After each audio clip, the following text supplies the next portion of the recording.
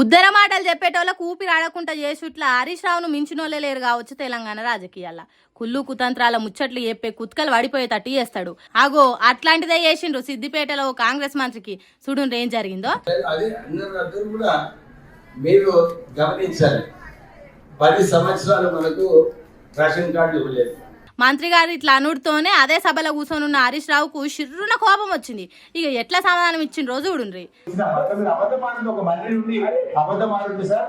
6,50,000 ration card మేము ఇవ్వకుండా ఇప్పుడు రాజీనామా చేసుకోవాలి. అసలు అబద్ధం ఆడకండి. మేము మంత్రి పదవులున్న మనిషివి అట్లెట్లా అబద్ధం ఆడతావు? 6,50,000 రేషన్ కార్డులు ఇచ్చినామని అబద్ధమే అయితే ఇప్పుడు రాజీనామా చేసిపోతా అని గట్టిగానే వరకు సభలున్న పబ్లిక్ మొత్తం సప్పట్లు కొట్టిండ్రు. దానికి మంత్రి వివేక్ నోట్ల నుంచి ఒక్క మాట రాలేదు. పబ్లిక్ సప్పట్లు కొడుతుండే వరకు కోపం వచ్చినట్టున్నది. అసలు చనిపోయిన వాళ్ళ రేషన్ కార్డు ఇచ్చింది కానీ కొత్త రేషన్ కార్డు ఇయ్యనే లేదు.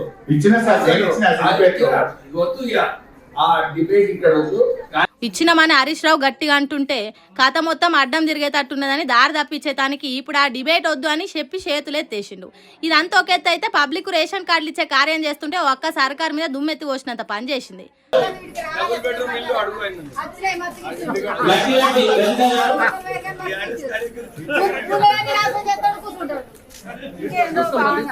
అర్థమైందా? రేషన్ కార్డు ఇచ్చుకుంటే హరీష్ రావు నీకు డబల్ బెడ్రూమ్ ఇచ్చిండో అడుగు అన్నట్టు మంత్రి వివేక్ ఇరుకున పెడదామని చూసిండు. కానీ పబ్లిక్ తెలుసు కదా తెలంగాణలో ఎటువంటి పరిపాలన చేస్తున్నారు అనేది. అందుకే డబల్ బెడ్రూమ్లు మస్తుగా ఇచ్చిండ్రు. మీరు ఉన్నాయని నాశనం చేసి కూర్చుంటారని కోపంగా చెప్పి కాంగ్రెస్ సర్కార్ ఇచ్చే ఆ రేషన్ కార్డు కూడా తీసుకోకుండానే వెళ్ళిపోతున్నది. అంటే చూడుండ్రిగా పబ్లిక్ ఎంతో కోపంతోనే ఉన్నారు. ఇప్పుడు కనుక ఎన్నికలు వస్తే కాంగ్రెస్ సర్కార్ను ఖతం చేసుడు ఖాయమన్నట్టే ఉన్నారు జనం అని అంటుర్రు ఈ వీడియో చూసిన వాళ్ళు.